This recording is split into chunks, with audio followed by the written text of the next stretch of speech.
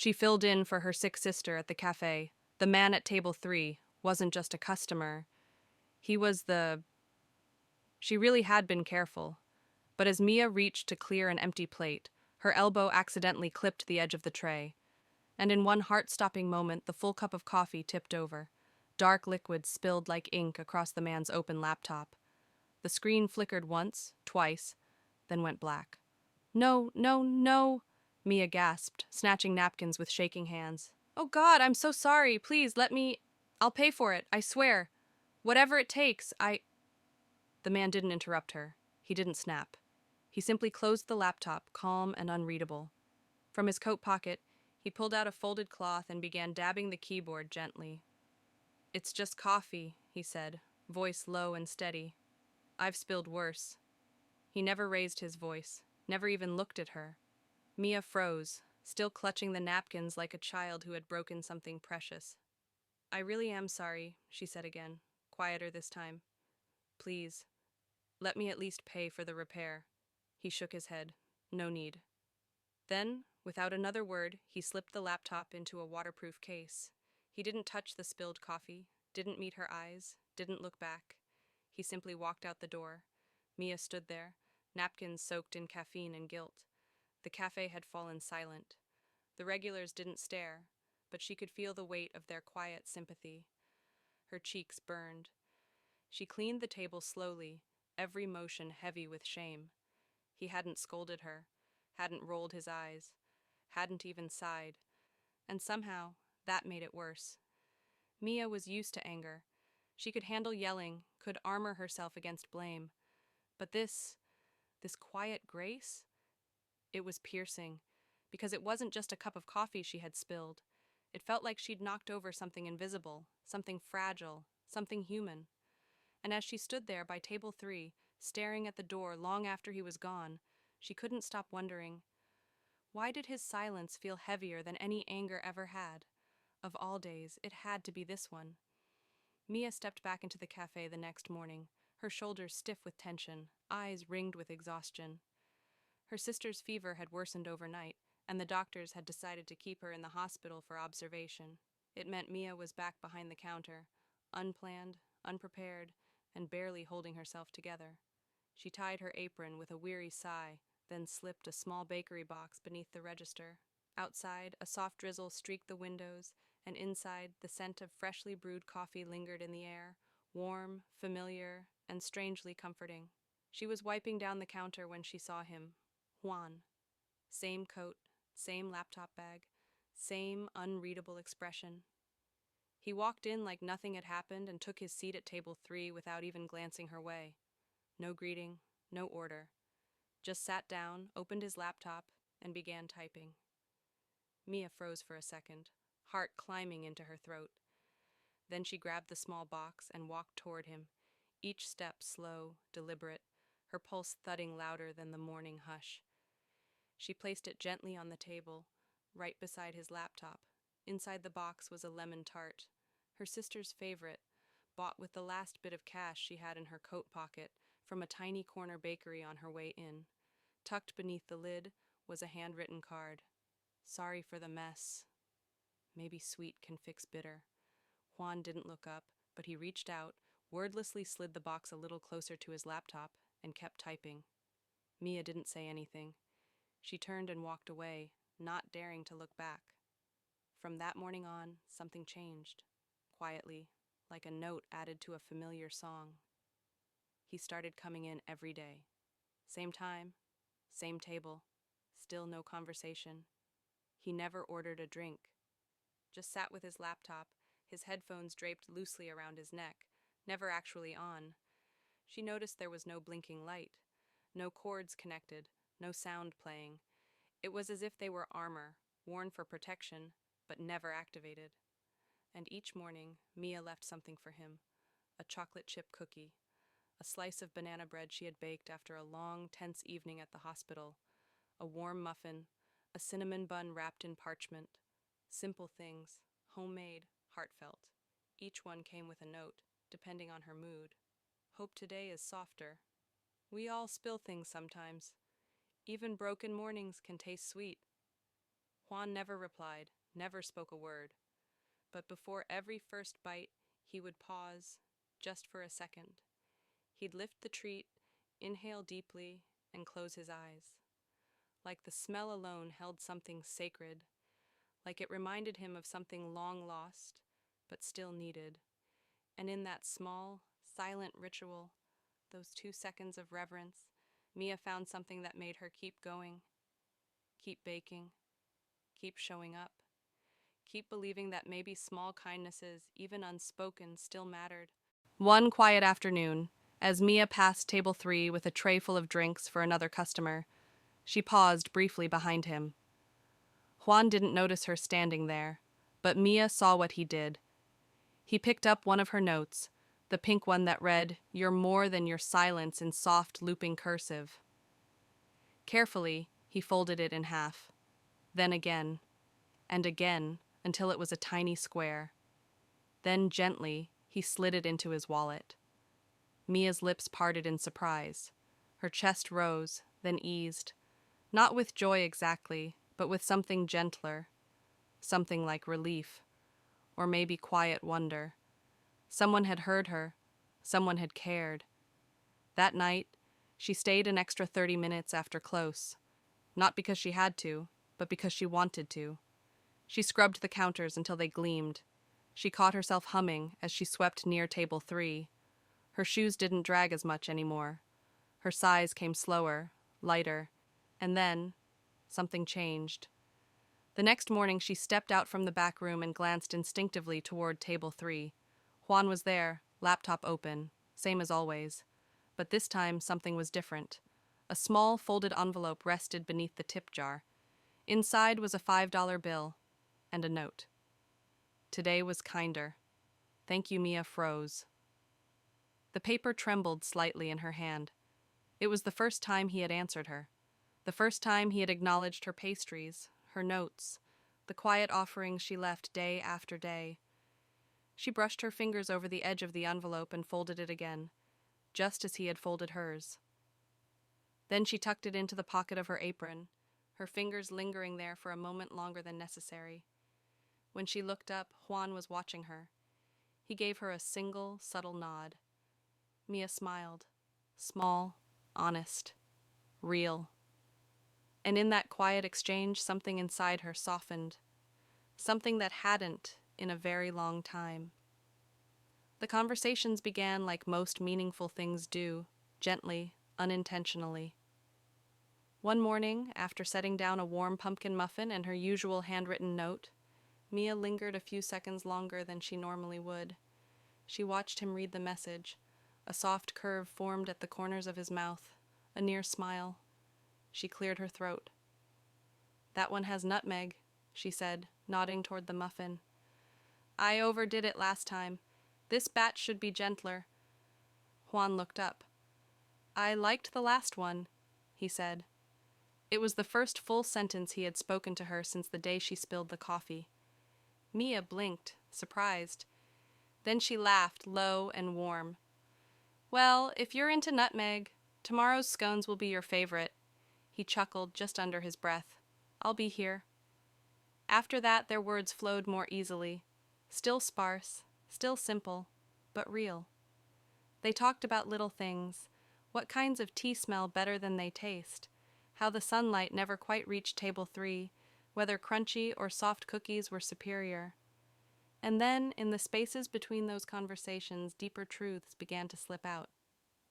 One morning, while steaming milk behind the counter, Mia spoke without looking up. "My mom was diagnosed last spring," she said softly. "I dropped out of my psych program 2 weeks later."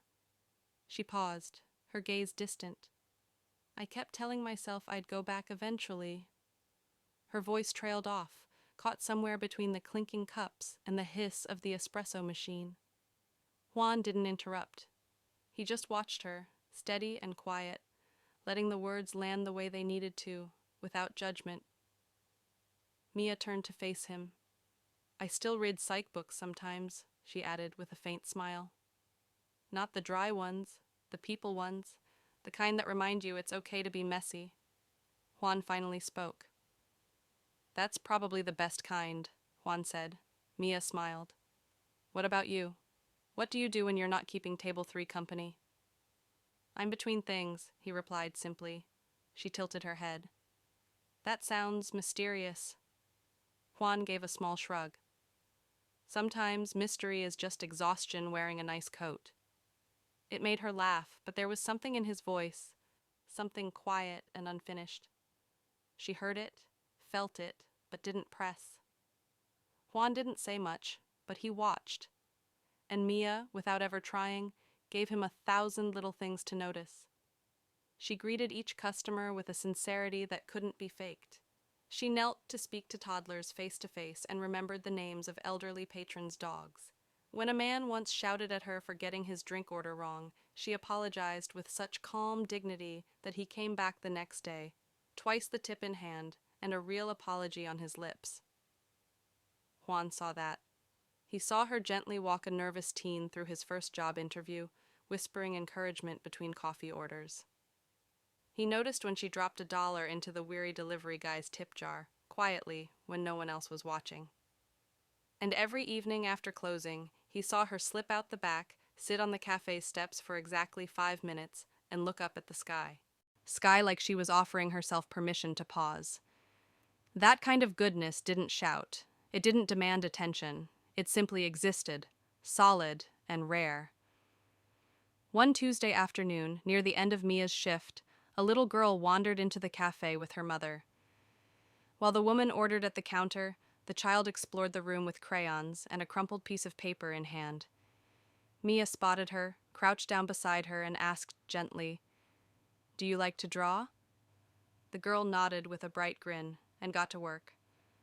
15 minutes later, she returned, beaming, and held out the drawing. Crooked stars, big curious eyes, wild yellow hair filled the page. "Here," she said proudly. "It's you." Mia let out a surprised laugh, touched. "That's beautiful. Thank you." The little girl pointed at the bottom of the page, where in shaky, oversized letters she'd scrawled a caption, "The nice blonde lady who smiles." With a burst of giggles, the girl ran back to her mom, leaving Mia holding the paper like it was something fragile and sacred. From table 3, Juan had watched the whole thing. When Mia glanced in his direction, cheeks warm with surprise, she found him already looking at her. But this time his expression had changed. He smiled, not a polite half-smile, not the brief lift of a corner. A full, open, real smile that reached his eyes and softened his whole face. And something subtle shifted between them in that quiet moment. There were no sparks or swelling music, just a slow stirring, something old and tired inside Juan that began to wake, like warmth returning to fingers after too long in the cold. Later that afternoon, the rain came hard, sudden and steady, tapping loudly against the cafe windows like a steady drumbeat inside Mia's chest. She wiped her hands on a towel behind the counter, eyes flicking to the street as rainwater pooled along the sidewalk's edge. Table 3 was empty. Juan hadn't come in, and it unsettled her more than she expected. She told herself he was just a customer, a quiet, kind man with a soft spot for muffins and handwritten notes. Nothing more. Nothing worth waiting for. And then the bell above the cafe door jingled. Juan walked in, rain damp from the shoulders down, a folded umbrella tucked beneath one arm. His coat dripped steadily, hair tousled from the wind, but his face was calm, steady. When their eyes met, Mia felt a weight lift inside her, just enough to breathe a little easier. But before she could call out to him, something outside caught her eye. Near the curb, an elderly woman struggled to hoist a small cart full of groceries into the back of a taxi. The driver sat inside, indifferent. Pedestrians passed beneath umbrellas, barely noticing. Mia didn't think twice. She dropped her towel and bolted through the door, rain hitting her bare arms like needles. Her shoes were soaked within seconds. Her apron clung cold to her back as she knelt beside the woman. "Let me help you," she said softly, lifting the bags one by one, not caring that the rain had already crept up her sleeves and into her bones. The cart was heavier than it looked, and the trunk of the cab refused to stay open. Her hair stuck to her cheeks, breath coming harder with each lift. Then, without warning, a coat settled over her shoulders, not hers. Warm, dry, smelling faintly of cedar and something clean. She glanced up. Juan stood beside her, his shirt soaked and clinging to his chest, sleeves pushed up to his elbows, his expression unreadable but fully present. He didn't speak. He didn't take over. He didn't rush her. He simply held the trunk open with one hand, standing firm by her side like someone who understood the quiet power of being there. Together, they packed the final bag. The woman thanked them both, voice soft, eyes wide with gratitude. Then she climbed into the taxi and disappeared into the curtain of rain. Mia rose slowly, pulling Juan's coat tighter around her. Her heart beat awkwardly, unsure of what to say. She pushed wet strands from her face and looked at him. "You didn't have to come out here," she said gently. "You could have stayed dry." Juan held her gaze for a long moment, his voice low, almost a whisper. "Some moments don't need words." She blinked, stunned by the simplicity of it. Then, in the soft hush between raindrops, he added, "Sometimes, presence means more than anything you could ever say." That stopped her. Mia, who had spent most of her life trying to find the right words to comfort, to soothe, to heal, suddenly realized that maybe silence was sometimes the loudest kind of love. So they stood there, in the rain, not reaching for umbrellas, not rushing to get dry, just two people soaked to the skin, not quite touching, but somehow closer than ever. Finally, Juan moved. He didn't take her hand. Instead, he reached for the collar of his coat and adjusted it gently around her shoulders. Mia smiled, lips trembling slightly. "You'll catch a cold," she whispered. He shrugged, the ghost of a grin on his face. "Worth it." They didn't go back inside right away. The cafe windows had fogged up from the warmth of those inside, but Mia and Juan remained outside, in the gray, in the quiet, wrapped in something neither of them had words for.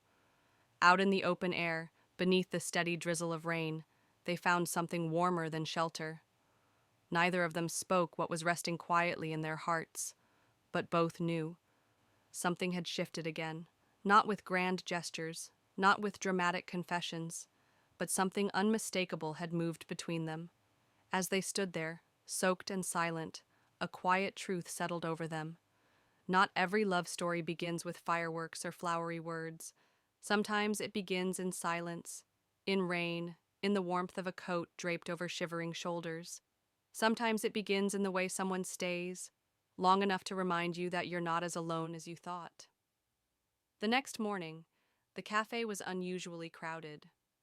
Staff from different branches filled the space, badges clipped to their collars, clipboards in hand, conversations buzzing with corporate energy.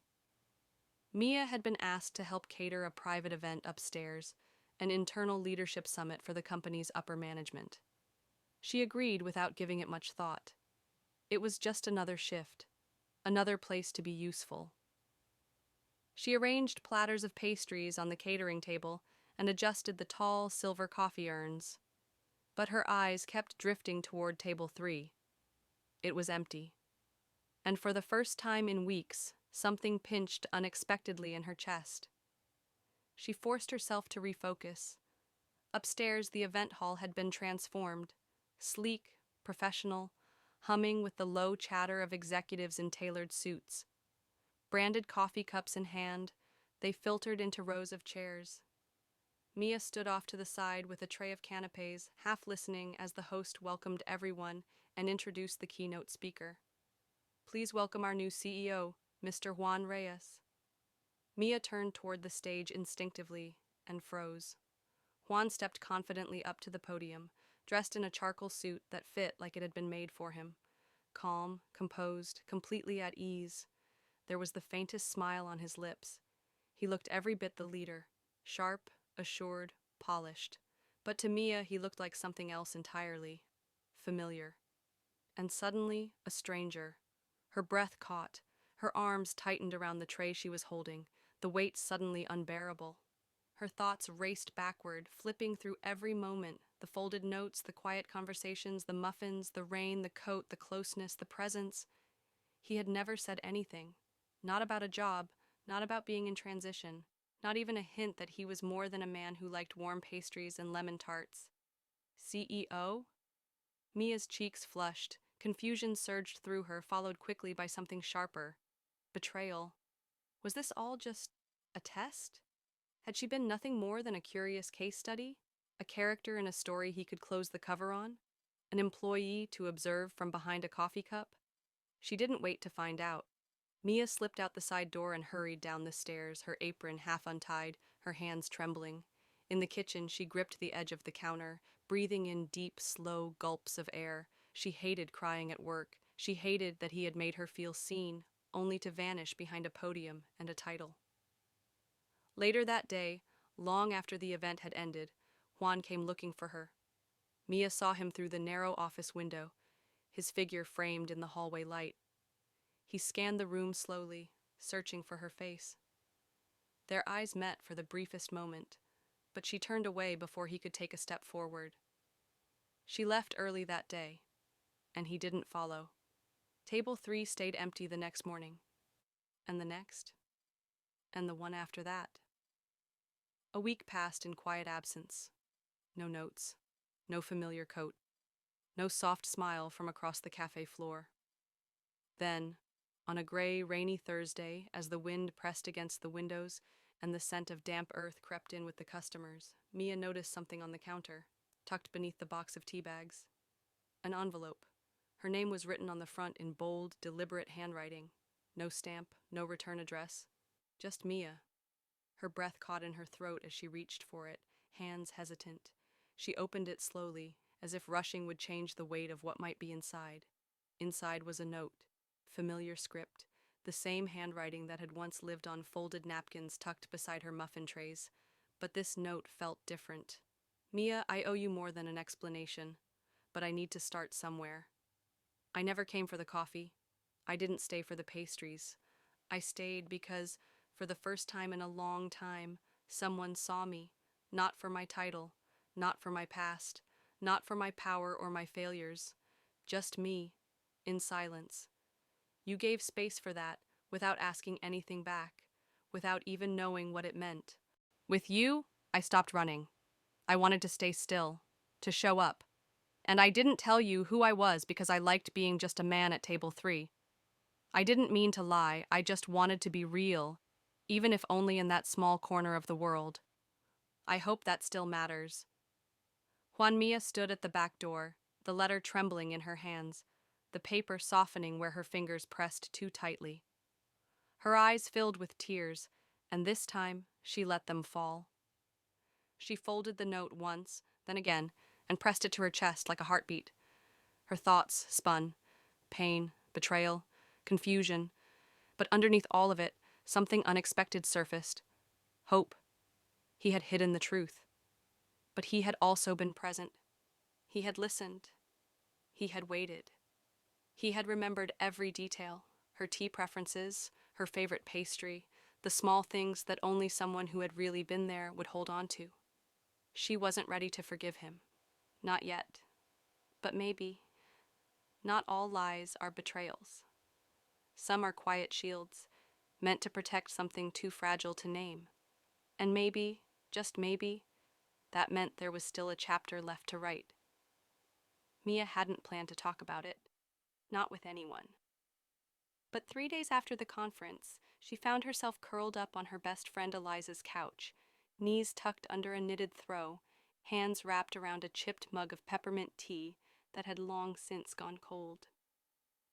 She told the whole story, her voice flat and tired, ending with a quiet, almost embarrassed, "He's the CEO." There was a pause. Then Eliza let out a dry laugh. "Of course he is. That's textbook. Come on, Mia. These types, they love to play the part, acting humble, observing from the sidelines, like they're just regular people. And then boom, CEO, like it's supposed to be romantic or something." Mia winced. That wasn't fair. Was it? Eliza leaned forward, arms crossed. You don't think you were just some feel-good anecdote?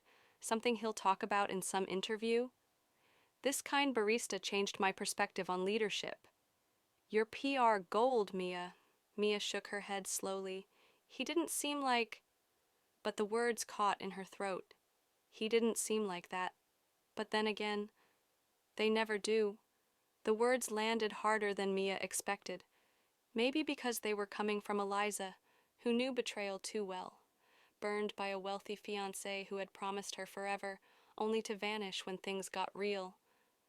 Or maybe it was because Mia had already been questioning everything herself.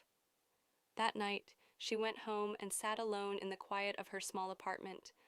No music, no lights, just silence and shadows, and the memory of something that had once felt like the beginning of something beautiful. Now it just felt like a trick of light. The next morning, without ceremony, she sent a short email. Her resignation, no explanations, no dramatic exit, no goodbye. She didn't say a word to Juan, and he didn't reach out. That silence stung more than she expected. Days passed, then a week. Mia kept to herself. She took care of her mother. She went on long, aimless walks through the park, hands buried in her pockets, eyes fixed on nothing. She tried to read old psychology books she once loved, but the words felt like sand slipping through her fingers. It was as if her world had paused, not shattered, not broken, just paused, waiting. One overcast Saturday, Mia stepped out to collect the mail and came to a sudden halt. Leaning gently against her porch railing was her mother's old bicycle, but it didn't look old anymore. The once rusted frame now gleamed with a fresh coat of soft teal paint, the exact color her mother used to describe from her youth. The dented metal basket had been replaced with a sturdy cane one, hand-woven. The tires were full. The seat, freshly covered in rich brown leather. It looked just like her mom used to say, "That bike made me feel like I could fly." Tears stung Mia's eyes. On the seat sat a small package, wrapped neatly in brown craft paper and tied with a navy ribbon. No tag, no card. With careful hands, Mia untied the ribbon and unwrapped the paper. Inside, she found something she hadn't seen in years, her old college psychology notebook, worn and frayed at the edges. She flipped through it slowly until she saw a folded corner on page 47. There, highlighted in yellow, was a sentence she remembered underlining during one of her long, caffeine-fueled nights. Listening is not about crafting a reply. It is about understanding what someone cannot say aloud. Tucked next to that quote was a small white envelope. Mia's fingers trembled as she opened it. Inside was a ticket to a community-led workshop focused on empathy and everyday mental health, and below the workshop title, a note handwritten in the same script as all those napkin messages. Page 47. The lesson you once taught me without even knowing. You made me listen, not to reply, but to understand. Senor Gia. She pressed the notebook against her chest. The wind stirred the leaves above her, soft and slow. And somewhere beneath the weight of her doubts and bruised trust, Mia's heart let out a quiet exhale. For the first time in weeks, she didn't feel manipulated or observed or small. She felt seen, and that meant something. Mia arrived early to the workshop but waited until the session had already started to slip in. She found a seat in the back row, the kind of spot that let her disappear into shadows beneath the tall auditorium lights. The hall buzzed with quiet energy, the kind born not of obligation, but of genuine desire to learn, to grow. She gripped the ticket in her hand.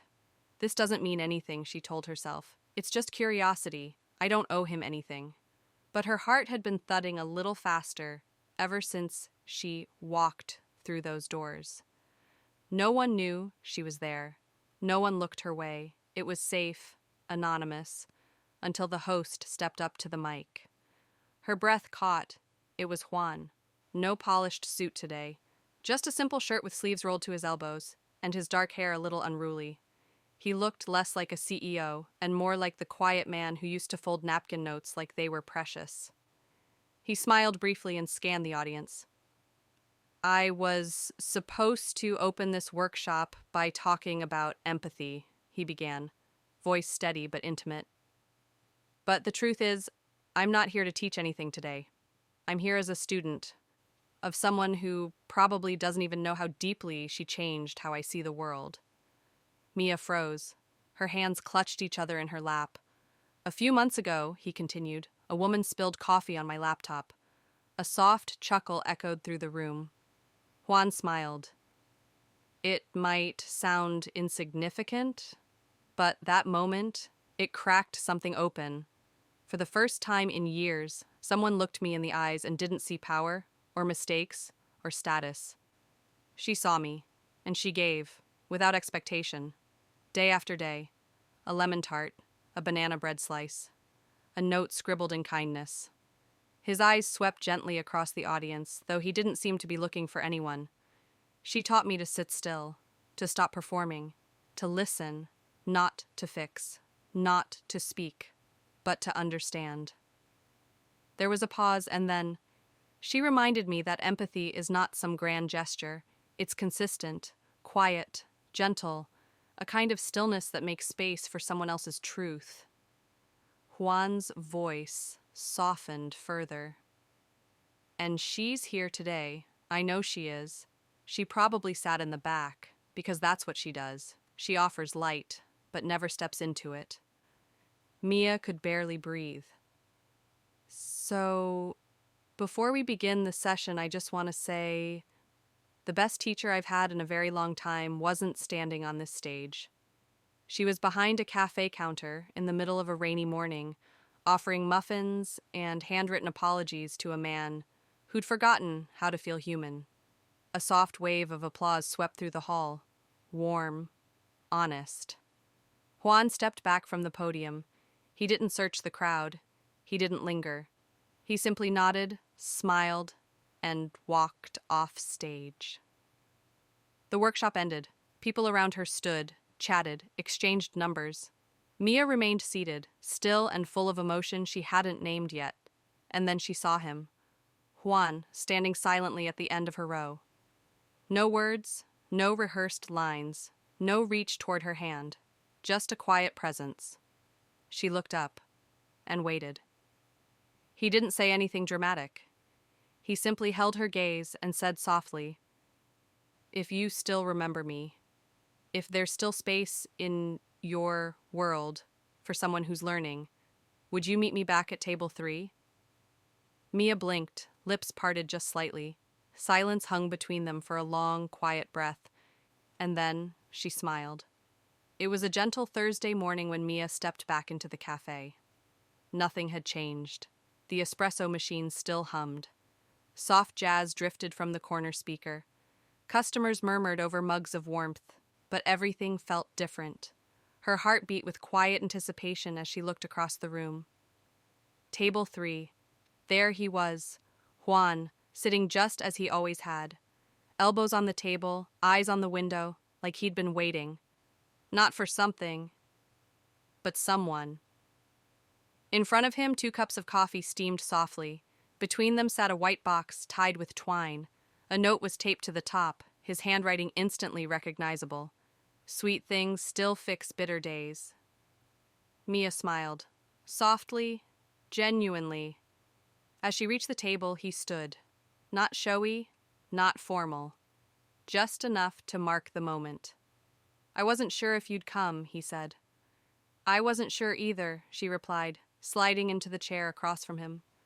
The silence between them wasn't awkward. It was full, comfortable. Then Juan gently pushed a folder toward her. "What's this?" she asked. "A proposal," he said, eyes twinkling. She opened it slowly. Inside, an official job offer, clean layout. Company, letterhead. Position title, Director of Customer Well-Being and Empathy Integration. She looked up, eyebrows raised. "You're hiring me because I gave you muffins?" He chuckled. "I'm hiring you because you reminded me that good business is still about people. And people need more than coffee." She smirked playfully. "Is this a real position, or just your way of making up for a ruined laptop?" Juan leaned forward, tone sincere. "It's real. And important. And you're the only one I trust to bring it to life." She flipped through the pages, surprised to find handwritten notes in the margins. Ideas about mental health days for staff, community outreach, customer care rooted in empathy and human psychology. "You wrote all this?" she asked, stunned. "With your voice in my head," he replied. Page 47 wouldn't shut up. A soft laugh escaped her lips. Then she tilted her head, teasing gently. "So, this is a job interview?" Juan shook his head, his smile deepening. No. "This is an invitation to be the one person I never want to stop listening to." Her heart fluttered. She looked down at the table, at the coffee, at the pastry box, at the man who had once been a stranger and now sat like something steady, like home. She reached into the box, pulled out a small lemon tart, and broke it in half. Passing him one piece, she whispered, "Sweet things fix bitter days." He accepted it without a word, moved by the perfect symmetry of it all. They sat there together for a long time. No dramatic declarations. No confessions shouted across the room. Just quiet sips, small smiles, and silent promises exchanged in the space between words. As the cafe bustled around them, something sacred unfolded. Not a new beginning, just a gentle continuation. The past had been messy, the future unknown. But at table 3, they were writing something whole. One sip, one smile, one unspoken vow at a time. Thank you for joining us on this heartwarming journey of healing, presence, and love, born from a spilled cup of coffee and mended at table 3. If this story touched your soul, reminded you of the quiet power of kindness, or made you believe once again in slow, gentle love, please like, share, and subscribe to Touching Soul Stories. Here, we share more than tales. We offer moments that stay with you long after the screen fades. Dove, until next time, keep believing in small beginnings. Sparkles, because sometimes the most beautiful stories start with the tiniest spills.